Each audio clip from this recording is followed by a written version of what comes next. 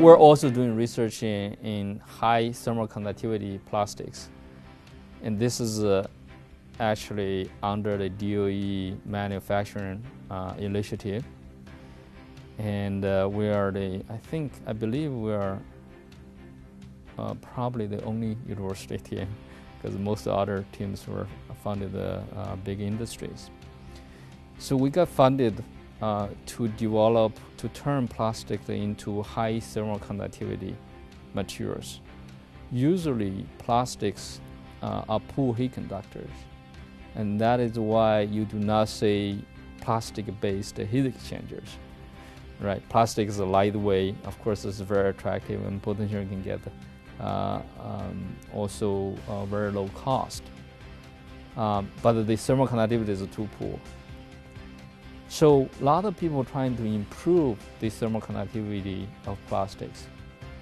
They do so by adding, for example, carbon nanotubes, which have very high thermal conductivity. But it turns out that there is always a limit to use additives to improve the thermal conductivity. You can probably improve a factor of 1 order of magnitude.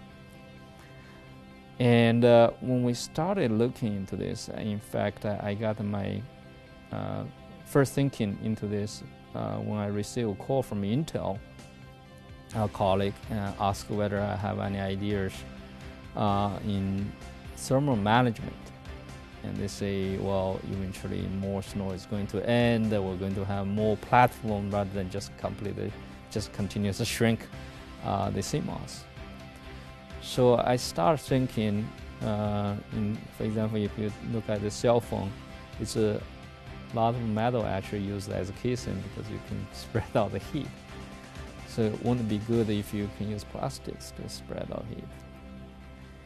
And when I think about this problem, I asked the question whether polymers have intrinsically no thermal conductivity.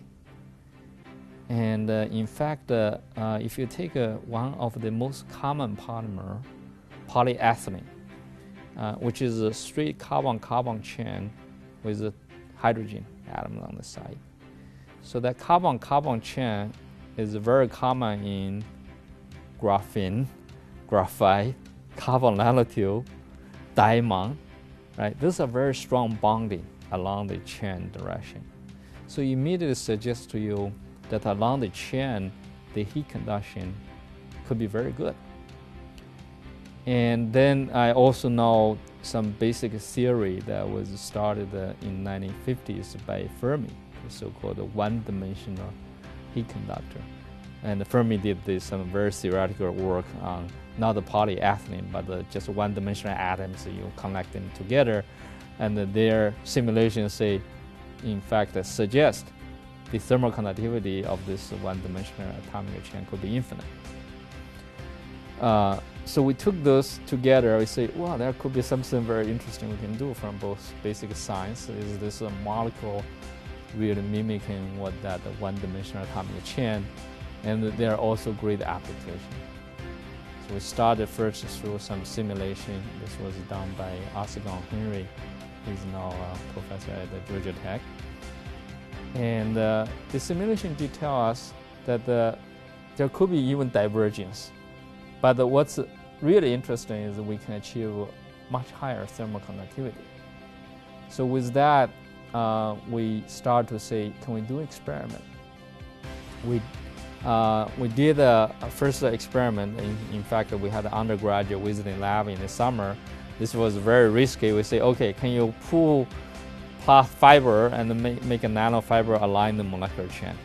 And he was successful in doing some initial work, and we followed up, a graduate student follow up, and we were able to actually measure thermal conductivity about 100 watts per meter per Kelvin, which is actually more conductive than most metals. And that was a nanofiber. So we published that paper in 2010 in a Nature Nanotechnology paper. And we got a call almost every month from many companies around the world. even from individuals. I remember the strangest call I had was from one individual, and then she said, do you have it? I want to make fabric. Because she wants to say, I need to, she has some disease and she needs this high thermal conductivity fabric. So that was really interesting. But see, the problem is it was a single nanofiber. You couldn't see it, you couldn't measure it. And then when we saw this DOE call on manufacturing, we said this is a perfect fit. I have the basic physics demonstrated, and now we need to find a way to scale to large scale manufacturing. So we now under this project we are trying to develop a manufacturing process to make those high thermal conductivity plastics. So in terms of applications, I started by mentioning the call from Intel. I was thinking I can make electronics packaging, plastic casing, and spread out the heat. But being a heat transfer engineer, I thought that it's even bigger if I think about all the heat exchangers. Right? If you think about the heat exchangers in automobiles, in your household, they are not too high temperature, but they are metallic. And if I can replace these metals with plastics, and in fact, the plastic have other advantage in terms of chemical inert, and then we could have a lightweight, potentially lower cost, and chemical resistant.